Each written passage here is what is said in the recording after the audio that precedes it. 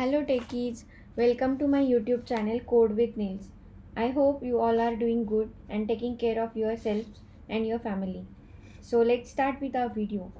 Today's video is super cool because we're gonna hunt very cool thing, and that is Firebase. We are going to cover basic to advanced feature of Firebase. So this video consists of creating new project in Firebase, integrate that project with our React Native app and real-time database. So let's gear up.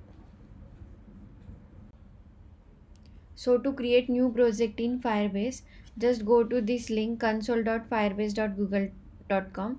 Then you will get this console. Now click on add project button. You can give any cool name to your project. So just give your name, hit continue, then again hit continue, select account. It's a default Firebase account, and just we are done creating project. Once a project is created, you will get this screen. Now just hit continue.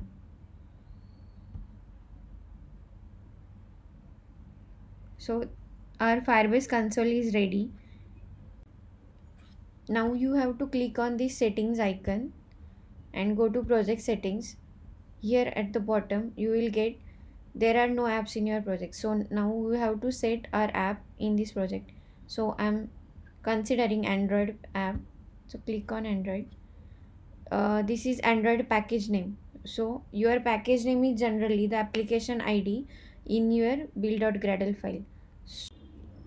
Open your project in Android Studio and in app level build.gradle just search for application ID. So my application ID is com.realtimedb. So I'm just taking it from here and applying it here. You can give any nickname to your app. I'm just giving demo app. Just click on register app.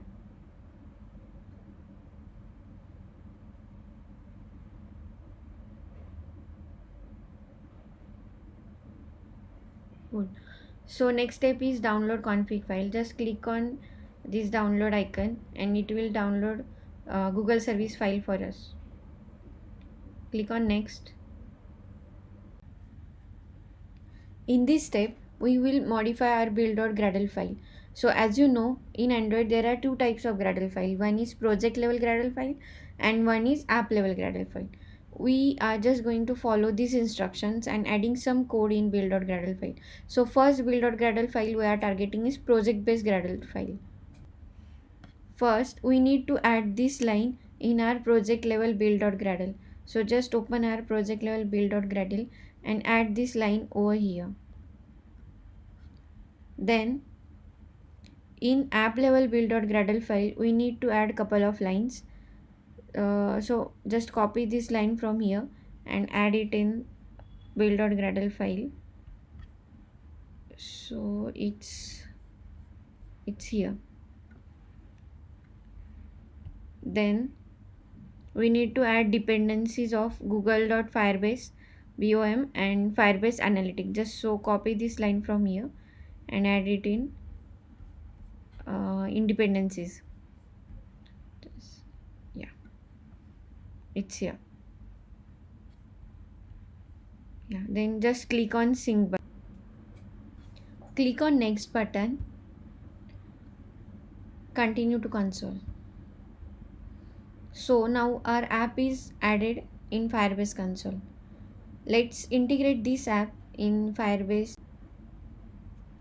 Next step is add your Google Service JSON file in your app folder. So just navigate to your app, go to Android app and add Google Service JSON file inside your app folder.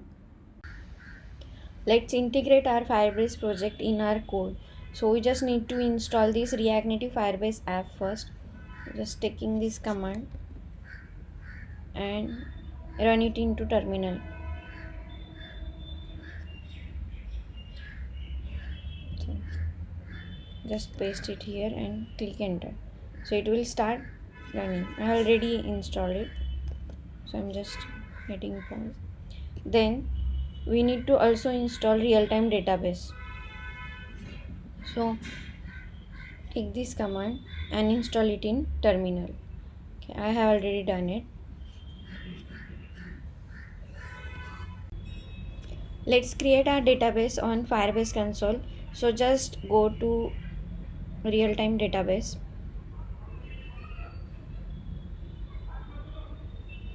Create database. Click on create database. Keep it as United States. Then it's in test mode. Enable.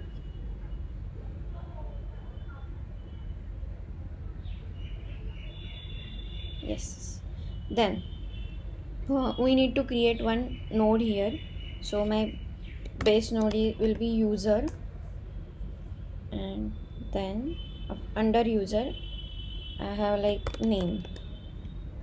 So my name is suppose it's database value. Okay, just click it on add. Then you will see user is our super node, and under super node we have one child node that's called as a name. So our database reference starts from user. So now let's start integrating this database into our app. So for that we just need to first import it in our code. Import it on our code.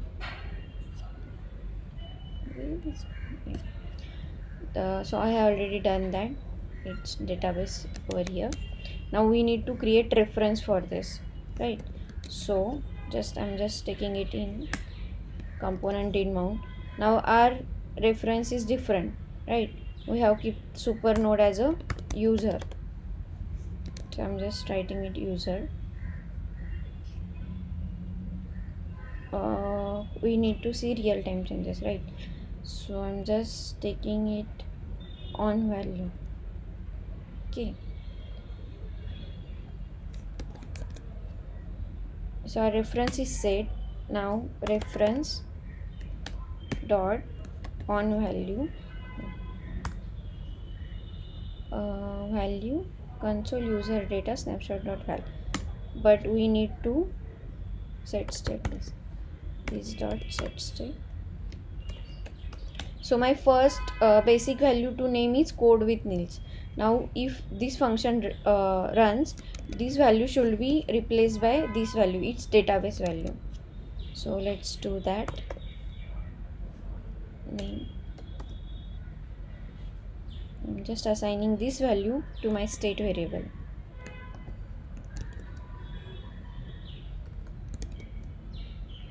Okay, it's done. So here we are creating reference to our database. From database we are checking its node value. Okay, let's run it. So after running our app, the value changed to its database value. Its initial value was code with nils.